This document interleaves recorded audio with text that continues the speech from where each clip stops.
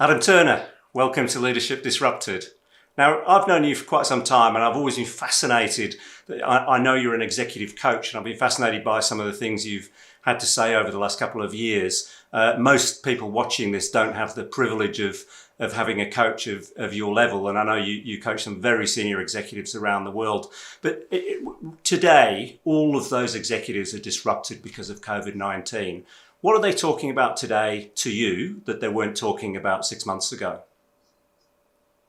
Oh, Mark, yeah, thanks. It's a lovely question. And it's really interesting. I think there is a shift towards emotionality.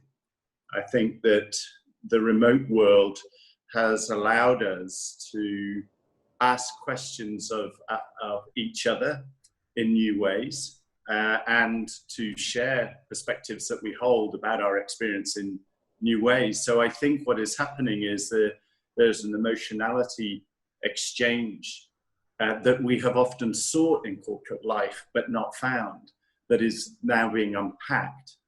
So you have the lack of the three-dimensional experience of being in the same room, but actually I have implicit permission to either share how I'm really feeling right now or ask you how you are, and you are prone to sharing with me what that might mean. So I think that that is the new exchange that is available to those that want to take the disruption in a positive direction. So I suppose, are you saying that we're getting to the core of who people are quicker in those discussions? They're dropping their guard, they're becoming more authentic? Yeah, I felt a little uncomfortable with the dropping of the guard, but I like the notion that I'm getting more authentic. So I don't think people are looking at this in an environment. I think a lot of people look at the virtual concept and construct as a little bit threatening and a little bit dry. So I'm not sure they're dropping the guard, but I just think they're getting more authentic. I think people are, they early on, they were searching, how do I connect? But now with the maturity of, vast numbers of us in our organization, we're in, many countries around the world. We're getting used to it. We're just telling people how it is. You've got conversations going where the group CEO's dog interrupts, and we're laughing about it and we're moving on. It's an authentic moment. Children, there've been parts of the organization that decided to bring your distraction to the top of the call. So colleagues have come together and they brought their kids and their dogs and their pets and their parrots and their cats at the top of the call. And it's a leveler. So the storm we're in, we all share. How we're manifestly functioning within that context is different for each of us, but there's an authenticity window being opened, and I think we're getting to know each other in new ways. Okay, I mean that's great, and I've always believed that good leaders show their authenticity almost immediately. You don't have to dig for it. But on a practical level, the leaders you're interacting with are going through a lot of problems. That business is challenged, the way they lead their people is challenged. They're not in the same room. This would challenge culture. What are from your experience and what you're hearing? What are the things that leaders are saying? This is my problem. This is what I need to deal with. How do I deal with it? There is a conversation running around the interface between home life and work life, and the extraordinary magnitude and velocity that is being achieved. Work isn't stopping. There's more of it. It's moving faster. People are interfering with their personal space. So that has been a distress marker, both for the senior leaders themselves, finding the space to be away from work and with their families, and they're noticing it in their people. So there is a degree of fatigue and intellectual attrition, because there's no demarcation between what is home and what is work. So that's something that's important. I think skullduggery. I think there's there's an opportunity for people to hide behind this virtual world, to get in someone's space and push them a little harder than they might otherwise, to perform or produce or get something done. So I think there are some traces and there are some opportunities for a bit of skullduggery and misuse of the virtual world that is causing distress. I hear people report that. But it's a new medium. And so it's really easy to get into that space, find out where it is, and actually have an open conversation about it, saying, I think you're missing the point a little bit here, or be cautious of, or are you checking in with the implications of how you're driving your part of the business? So rather than go to it's wrong, if we were in the workspace, we'd just go, that's not fair, that's bullying. Here we can actually open the door and have a conversation with someone who might not be using this medium in a positive way for other people that might be reporting to them. Yeah, yeah. Oh, interesting. We talk about skullduggery or bullying, however you want to put it. This is something most organisations try to eliminate and drive a cultural message to say this is not part of who we are. How can leaders effectively ensure that culture continues, or we can bring people into an organisation and establish the appropriate culture when people are not in the office? Yes, it's a great question. But senior leaders, when they function in an organization, they remind me of a skimming stone. Really senior leaders have very short touch points. And as they make that impact, they are on their way out of that meeting and into the next, while the rings, the impact is seen across the pond and around them. So this is not much different, actually. And therefore, it's the touch point, it's that moment you glance people that really, really counts. It really is down to that. And we all know that if we send our stone and it's oscillating and it's imbalanced as it makes contact, the implications for that are less manageable. The impact is less manageable. We can't calculate where, the shape of those vibrations that you create. So it becomes more and more important now in the virtual world, much more important to be really, really clear of the example that you are setting in the micro interactions that you have, so that at all times there needs to be a consciousness of an organization's prescribed and aspired for cultural norms, the values, the vision and the mission of the organization. Senior leaders need to hold that and then reflect that in the micro moments that they're functioning and operating. I think it becomes critical. You set an example and we really mean it now. Yeah.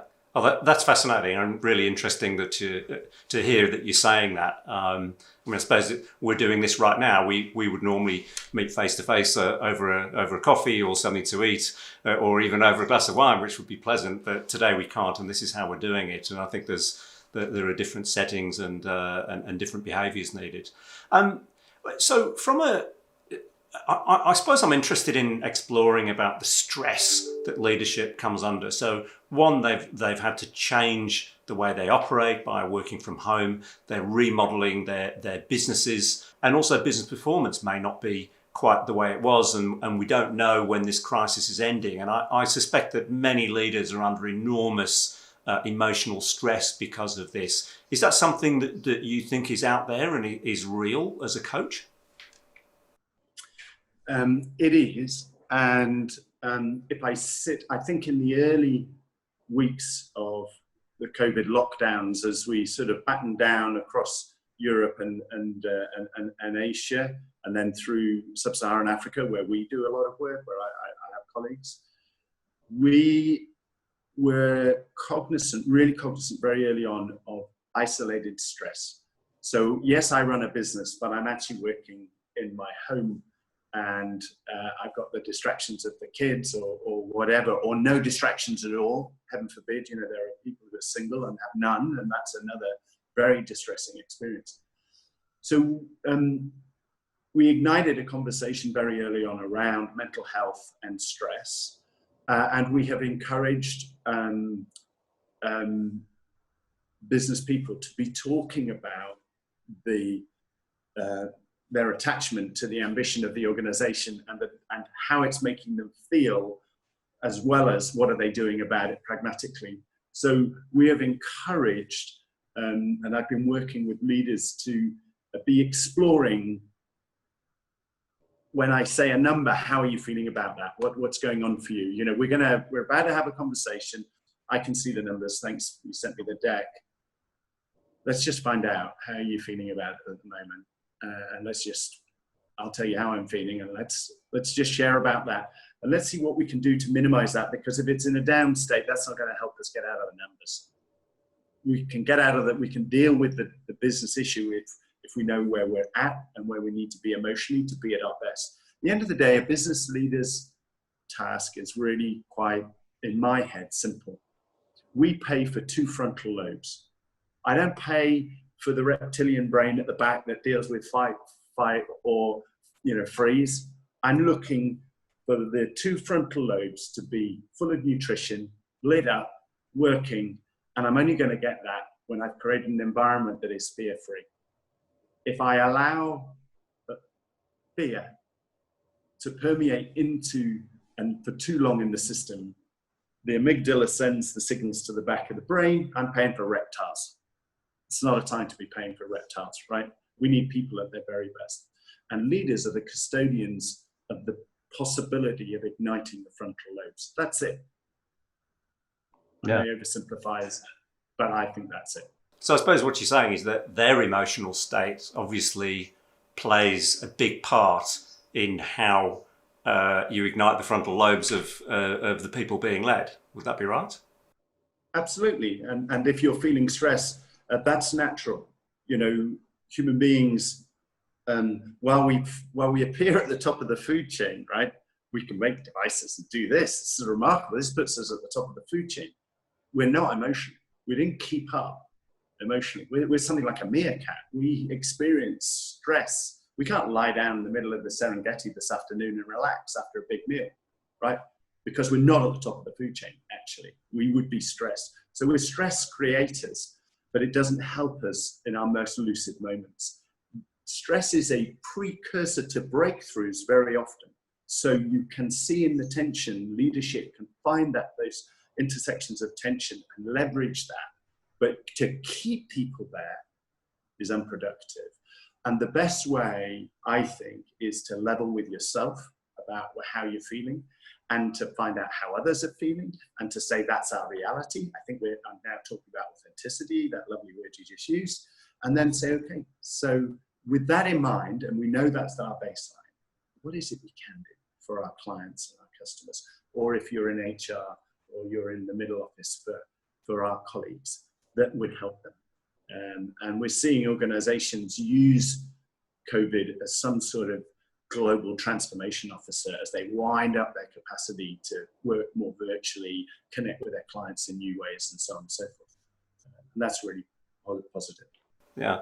A little while ago, you said to me, not in this conversation, but you said that COVID-19 has been the most interesting intellectual challenge that's come along in your career. Can you talk about that? Yeah, so I run a little, Angie, my wife, and I have been having a conversation, and I want to put this out there, that I feel a bit like survivor's guilt with COVID. We've not been immune to the detritus of it on a personal level, and yet we have flourished, both of us at work and intellectually. And I think it's a punctuation point in history. And like all senior executives, the global transformation officer that is COVID-19, it's up to you to take what you think is the right mandate and move it forward. And of course, human behavior changed and has had to change. And I've been a student of that. That's my curiosity. And so while there's been a lot of distress, and I've dealt with a lot of that, heard a lot of it, helped people with it, hopefully, it's also given new opportunities and new ways to function and operate. I'm delighted that people are getting more authentic about their emotional state. I'm delighted that we're sharing parts of our home life, that we're bringing our distractions. You know, we're seeing each other at home in our real habitat, and that we're becoming more authentic. with it. So I found that whole journey really interesting, and I find post-COVID, whatever that might be, also really fascinating. I've been working with groups of people who are consciously thinking, what are we taking and we're going to hold on to a practice afterwards that has added tremendous value to us. So some of the velocity that we've seen in change, how can we take that catalytic experience and live that afterwards and create that speed and velocity for change later. So I've just found it really interesting while it's been distressing for so many. Yeah. I want to ask you to offer some advice to some people who may be watching this. And I know that there are executives who are very distressed by what's happened. There's been a significant impact to their business, and some of the things that they've had to do are not what the things that they want to be doing. Instead of growing the business, they're shrinking the business, doing very tough things, making people redundant, giving people pay cuts, etc. And those people are finding that quite tough. How do they find their way out? How do they look at the positive side of this and find their way to the other side? It's a really interesting question. I think it's okay to be distressed about what has gone and what has broken, and talking to people who've lost 60% of their revenues, and that's a lot to let go of.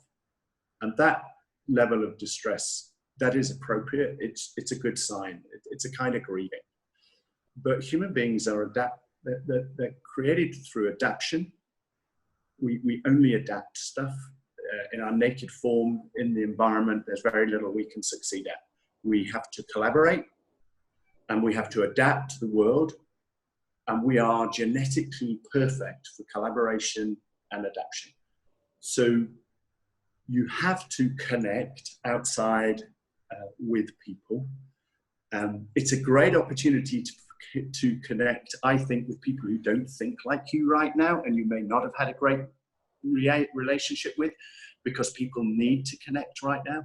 So here's someone who's got a diverse view from me, who has a different view of the world. They're coming from a different place, and we've got a shared problem. Now is the time to reach out, to explore thinking, and to notice the opportunity in the danger, and to know that you're genetically connected to adaptation. That's what you're for. You're not there. We're not great at running things forever. That's why the world is changing so fast. By the way, we created that, the speed and velocity of change. Yeah. So yes, lament and getting to a place of letting go of your past and successes, but know what you're genetically wired for. Then think about, right, I'm not feeling like a great adapter or innovator right now, or creator of the new future.